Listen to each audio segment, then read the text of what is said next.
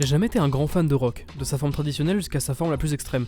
Cependant, c'est un style de musique que j'ai toujours trouvé plus intéressant chez les anglophones que chez nous les français. Et je suppose qu'une large partie de la population est comme moi. Elle peut vous citer plusieurs albums de rock anglophone, très marquants. Par contre, s'il faut vous citer des albums francophones, en général, il faut s'y connaître un peu. Pour ma part, je sais que j'adore les Beatles ou encore le groupe Fleetwood Mac, et en particulier leur album Rumours. Mais en France, je peux pas citer grand chose, je connais que quelques trucs de chansons françaises dus à mes parents.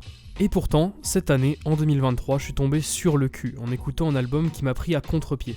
Cet album est celui d'un artiste que j'écoutais depuis quelques années maintenant. À la base, je l'écoutais pour son côté beaucoup plus hip-hop, puis j'ai finalement adhéré à son univers un peu plus mélodique, un peu plus chanson française, allant tâter un peu du rock parfois. Et cette année, en sortant ce projet, Zedune Pavarotti a franchi un cap.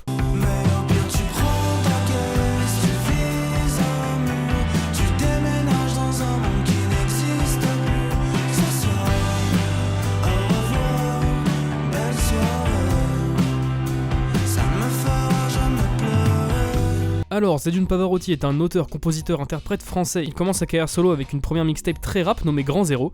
Un an plus tard, il sort sa très bonne deuxième mixtape French Cash, où on perçoit davantage son univers et on distingue d'autant plus ses envies de faire de la mélodie, pour arriver quelques années plus tard sur la scène musicale de 2020 avec son premier album Bossaigne. Et là, on commence déjà à voir vers où le Youn veut se diriger. Sur Bossaigne, on écoute du hip-hop, mais pas seulement. Ce hip-hop est mêlé à plusieurs influences de chansons françaises et de pop-rock. L'artiste a également avoué être très fan d'Oasis et des Beatles, et pour l'instant ça ne se ressent pas spécialement dans sa musique. Bossaigne est un super bon compromis entre le rap et la chanson française, et cet album était nécessaire. Avec du recul, il préparait parfaitement bien l'arrivée du projet suivant. Et ce projet, c'est...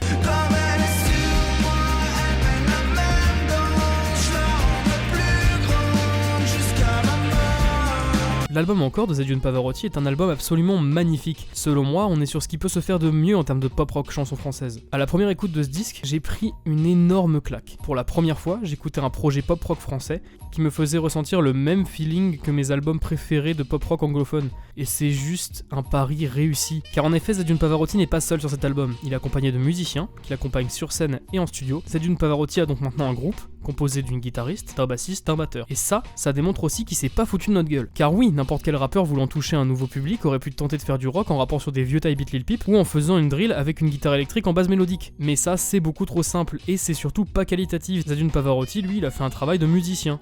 Il s'est enfermé pendant 3 ans avec sa bande en studio et ensemble, ils ont pondu un disque aux sonorités vacillant entre le pop rock et les ballades de chansons françaises. Mais bien sûr, c'est pas qu'une question d'instrumental puisqu'on retrouve dans les top lines et les paroles de Zedune un découpage comme les morceaux traditionnels de pop rock. Il s'est pas amusé à rapper sur du rock quoi. Il s'est mis à faire du rock traditionnel, à pousser la chansonnette jusqu'au bout, ce qui offre des performances vocales splendides sur le disque. Écoutez par vous-même. Et puisque c'est trop tard, je la sens qui coule sur ma peau. C'est comme une rose qui toucherait le ciel. C'est ma colère terminale. Je la rose. N'importe la pause pourvu qu'il chante. Mais nous arrivons sur le ciel.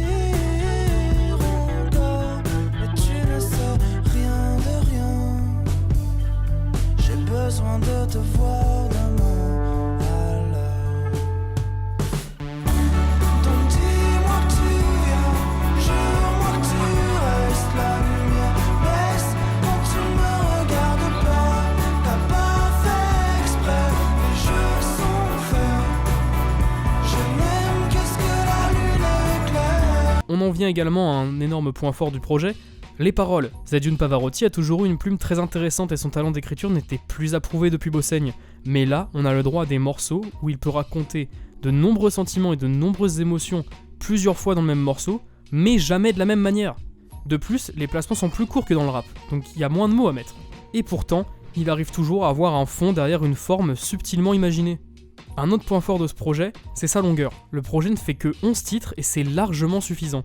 Car en effet, ce projet est selon moi un no-skip, tous les morceaux sont bons, et il n'y en a pas un seul à jeter, ce qui change de certains projets à rallonge où on ferait mieux d'effacer la moitié de la tracklist. Et selon moi, l'ultime point fort de ce projet, c'est le live. On peut voir que sur les 3 singles sortis avant l'album, 2 ont été également réalisés en version live, et ce sont des pépites. Si vous aimez ces versions live, je peux que vous conseiller le showcase au studio Faber de Zedune et sa team, le lien est dans la description. De plus, j'ai eu la chance de pouvoir me rendre à un concert de Zedune Pavarotti pour cette tournée, et ça ne fut que merveilleux. En effet, à travers le live, on redécouvre l'album, que ce soit en voyant devant nous les musiciens le jouer, ou que ce soit en écoutant toutes les impros et variations réalisées lors du concert. Personnellement, je me rappelle avoir pris des énormes claques sur les morceaux Je devrais dire merci ou Nobody Knows. Je les avais déjà écoutés dans l'album, mais les versions live les avaient tellement embellis qu'en les réécoutant, je ne pus que les apprécier davantage. J'ai d'ailleurs eu la chance de partager quelques mots avec toute l'équipe et Zedune après le concert, et ça n'a fait qu'améliorer l'expérience. Bref, pour moi, l'album Encore de Zedune Pavarotti est un des albums de l'année 2023. C'est une réelle évolution surprenante et explosive dans la carrière de l'artiste, et ça ne fait qu'annoncer le meilleur pour ses prochaines sorties. Bien entendu, je vous invite à aller écouter ce projet si vous ne l'avez pas déjà fait, que ce soit en streaming, en CD, en vinyle ou en live, je suis certain que vous passerez un merveilleux moment. C'est la fin de cette vidéo, j'espère qu'elle vous aura plu. Moi je vous dis à bientôt pour une prochaine. Au revoir.